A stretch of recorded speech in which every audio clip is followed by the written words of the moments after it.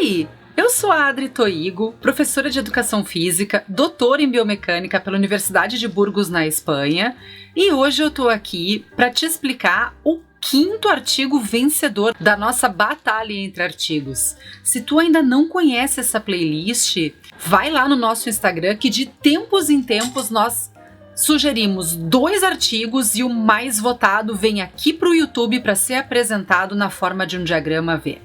Mas antes de te apresentar o artigo de hoje, se tu ainda não é inscrito nesse canal, te inscreve, ativa o sininho para receber todas as notificações de vídeos novos, deixa teu like e se tu gostar, compartilha com os teus amigos. E produção, roda a vinheta!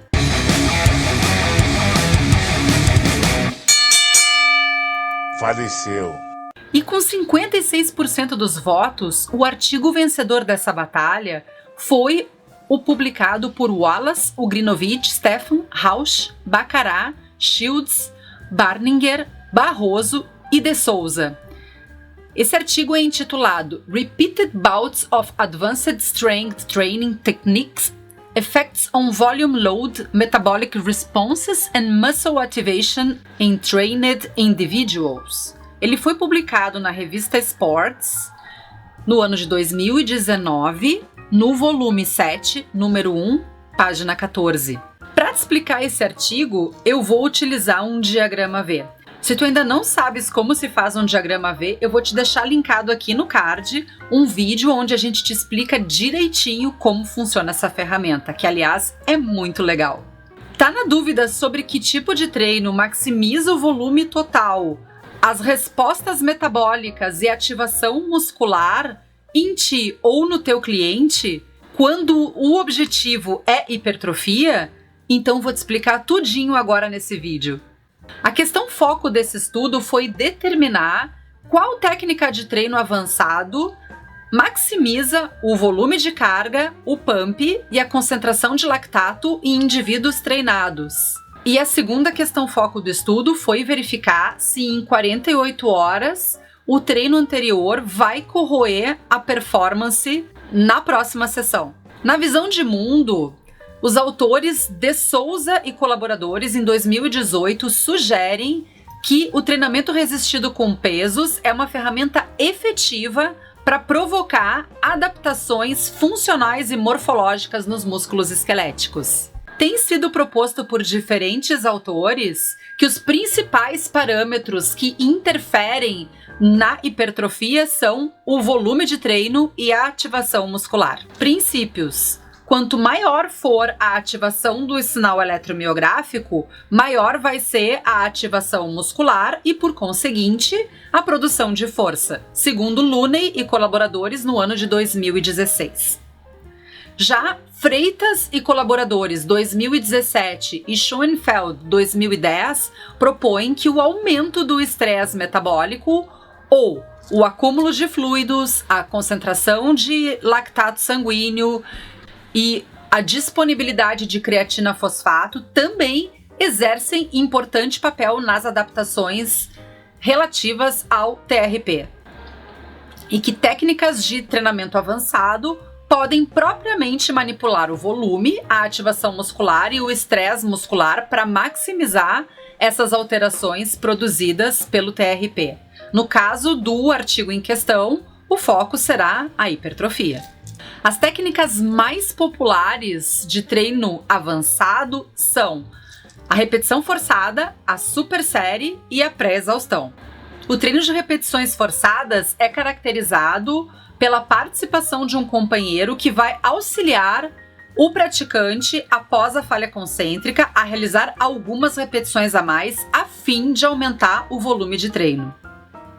Já o treino da pré-exaustão, ele é caracterizado pelo estresse anterior a um grupo muscular em exercício monoarticular, que seria um acessório para um exercício subsequente.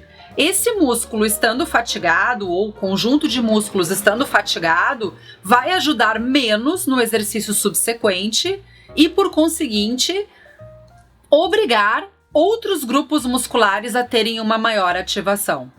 E por fim, o treino de supersérie é um treino caracterizado por um curtíssimo intervalo entre exercícios diferentes. Normalmente, o treino de supersérie é feito na perspectiva agonista-antagonista ou anterior-superior. No presente estudo, os autores optaram por um outro modelo, que foi utilizar a supersérie para o mesmo grupo muscular. É de se esperar que o maior estresse metabólico produzido pelas técnicas de treino avançado prejudicarão o volume total e que, por essa razão, irão corroer um treino subsequente aplicado 48 horas após a primeira sessão. As palavras-chave foram treinamento resistido com peso, técnicas de treino avançado, estresse metabólico e acúmulo de fluidos no músculo ou pump. Vamos descrever o evento. Participaram desse estudo 11 voluntários do sexo masculino, universitários com experiência de em torno de 5 anos no treinamento resistido com pesos, com quilagem no supino para 10 RM de 106 mais ou menos 42 kg. A média de idade dos participantes ficou em 24 anos, a massa corporal em média 88 kg e a estatura 171 centímetros em média. O método empregado consistiu de uma familiarização formada por 2 sessões. A primeira delas serviu para determinar a carga de 10 RM no supino reto, no supino inclinado e no tríceps na roldana, mais 5 minutos de aquecimento numa esteira a 8 km por hora e depois 2 séries de 10 repetições a 50% do 1RM, com 2 minutos de intervalo entre as séries, tanto para supino reto quanto para supino inclinado, e, posteriormente, mais 2 séries a 70% de 10 RM, 10 repetições, em ambos os exercícios, também com 2 minutos de intervalo. Numa segunda sessão, não foi feito novamente o teste de 10 RM, e foram aplicados novamente 2 séries de 10 repetições a 50% dos 10 RM, com 2 minutos de intervalo entre os exercícios supino reto e supino inclinado, e posteriormente mais 2 séries de 10 repetições a 70% de 10 RM, também com 2 minutos de intervalo. E assim foi a familiarização. 2 sessões com 48 horas de intervalo entre elas. Nas sessões experimentais, a cada semana, o participante era submetido a um tipo diferente de treino, sendo 2 vezes na semana, com 48 horas de intervalo entre as sessões. Então, eles foram randomizados em relação à ordem das semanas em relação aos tipos diferentes de treino. Os treinos foram o treinamento clássico, que consistiu de 5 séries de 10 repetições máximas no supino reto, mais 5 séries de 10 repetições máximas no supino inclinado. O treino de repetições forçadas consistiu de supino reto e depois supino inclinado, sendo 5 séries de 8 repetições máximas ou até a falha concêntrica, com mais 2 repetições forçadas, com a ajuda do pesquisador. O treino de supersérie consistiu em 5 séries de supino reto mais supino inclinado, 10 repetições máximas, sem intervalo entre os exercícios. Então foram 5 rodadas de 10 mais 10, e aí entre essa dobradinha de exercícios era dado 120 segundos de intervalo de descanso. O treino de pré-exaustão A consistiu de 5 séries de 10 repetições máximas de tríceps na polia, depois 5 séries de 10 repetições máximas de supino reto e finalmente 5 séries de 10 repetições máximas de supino inclinado. O treino de pré-exaustão B inverteu a ordem dos supinos. Então, foram, de novo, 5 séries de 10 repetições máximas de tríceps polia, mais 5 séries de 10 repetições máximas de supino inclinado e, finalmente, 5 séries de 10 repetições máximas de supino reto. Os registros consistiram de volume de carga calculado a partir da equação número de repetições vezes quilagem, a percepção de recuperação, anotada 48 horas após a primeira sessão, consistiu da escala de 0 a 10 de Borg ao chegar no laboratório. A percepção de exaustão foi coletada pela escala de Borg CR10, avaliada imediatamente após a sessão e 30 minutos após o término da sessão. O acúmulo de fluido foi avaliado por ultrassonografia nas cabeças external e clavicular do peitoral maior, em repouso, após a sessão de treino e 30 minutos após o término da sessão. O lactato sanguíneo foi medido por um lactímetro na linha de base após a 5ª série, após a 10ª série e 5 minutos depois do final do treino, exceto na super série, na qual foram realizadas coletas intermediárias após 6 séries combinadas. E a eletromiografia foi realizada durante os exercícios nas cabeças externo-costal e clavicular. Aqui vale lembrar que a primeira vez que o voluntário foi marcado, isso foi feito com uma caneta permanente e esse voluntário levou essa caneta embora para que ele seguisse fazendo a marcação para garantir que durante todo o período de coleta de dados as coletas fossem realizadas exatamente no mesmo ponto. Nas transformações, foram realizados o teste de normalidade de Shapiro-Wilk, depois o teste de Levene, o modelo misto para cada variável independente, o teste de Tukey, quando F teve valor estatisticamente significativo. Foi também realizado um cálculo de tamanho do efeito, que foi dado pela média 2 menos a média 1 divididas pelo desvio padrão e o nível de significância no estudo foi P menor do que 0,05. Vamos aos resultados. Na primeira tabela encontramos os resultados para volume de carga. Podemos observar que não houve diferença estatisticamente significante entre o dia 1 e o dia 2. Contudo, observa-se que houve diferença estatisticamente significante na super série, que teve um menor volume comparado a todos os outros tipos de treino, inclusive ao treino convencional. Destaca-se também que o treino de repetições forçadas e o pré-exaustão B tiveram maior volume comparados ao pré-exaustão A. Observa-se ainda que no dia 2 houve uma tendência maior de volume de carga do que no dia 1, o que vai na contramão do que era esperado, pois se imaginava que no segundo dia o praticante estivesse num estado de maior exaustão, em função do treino realizado 48 horas antes, mas não é o que se observa. Se observarmos os valores do dia 2, verificamos que houve aumento de volume para todos os tipos de treinamento, exceto o da super série. A tabela 2 nos mostra os resultados para percepção de exaustão e de recuperação. Em relação à exaustão, há uma tendência de menor percepção de exaustão com diferença estatisticamente significante do dia 2 para o dia 1, ou seja, se observarmos esses valores e compararmos com os valores de volume, podemos entender que os participantes da pesquisa se perceberam menos exauridos no segundo dia e também apresentaram resultados de maior volume no segundo dia. Já para percepção de recuperação, houve também uma tendência de aumento de recuperação do dia 2 para o dia 1, mas nesse caso sem diferença estatisticamente significante. Em relação aos resultados para estresse metabólico em relação ao acúmulo de fluidos na cabeça externo-costal do peitoral maior, não houve, de acordo com a tabela 3, diferença estatisticamente significante entre o dia 1 e o dia 2. Mas, comparando linha de base pós-treino e 30 minutos pós-treino, se nota que da linha de base para o pós-treino houve aumento de acúmulo de líquidos e do pós-treino para 30 minutos pós, houve uma pequena diminuição. O mesmo fenômeno aconteceu no dia 2.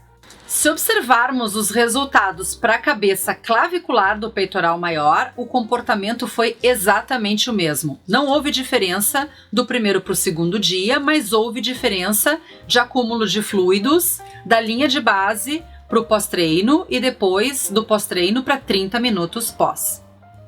Em relação ao consumo de lactato sanguíneo, o comportamento dessa variável foi semelhante em ambos os dias, mostrando um aumento estatisticamente significante em relação à quinta série e à linha de base, em relação à 10ª série em relação à linha de base e à quinta série, e após 5 minutos depois do final do treino, em relação à linha de base, com diferença estatisticamente significante.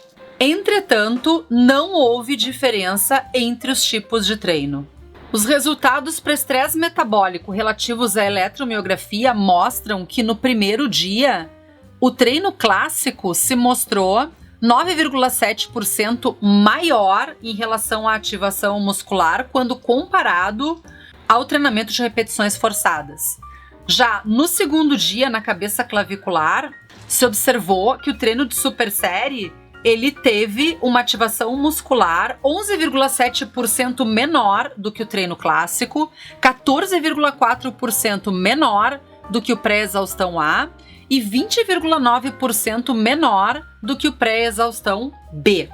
Já em relação à cabeça externo-costal, no primeiro dia, o treino de pré-exaustão A teve uma ativação muscular 7,1% maior do que o pré-exaustão B e o treino de supersérie e 15,3% maior em relação ao treino clássico. O treino de pré-exaustão A teve uma tendência de decréscimo em relação aos outros sistemas em menos 11,4% no segundo dia. O que podemos aprender com esses resultados?